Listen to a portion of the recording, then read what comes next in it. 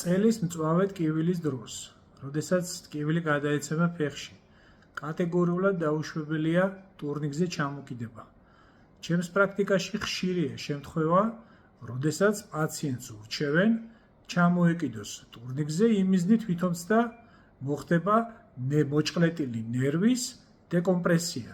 ეს ძალიან დიდი შეცდომა არის, რამე თუ მალთაშორისი დისკის თიაქრის დროს ისედაც დაზიანებულია მალთაშორისი დისკის რკალი, ხოლო ჩვენ რო ჩამოვეკიდებით მთელი ძალით, ჩვენი სხეულის ძალით, ისედაც დაზიანებული მალთაშორისი დისკის რკალი უფრო ზიანდება, ვითარდება დამატებითი მიკროტრაუმები და სავსებით შესაძლებელი არის, რომ მოხდეს მდგომარეობის გაუარესება.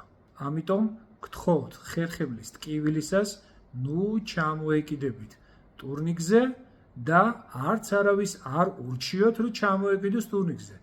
პირველ ყოვლისა, უნდა დავადგინოთ მიზეზი, უნდა მიხვიდეთ ექიმთან, უნდა გადავიღოთ წელის MRT და უნდა ვუმკურნალოთ პრობლემას.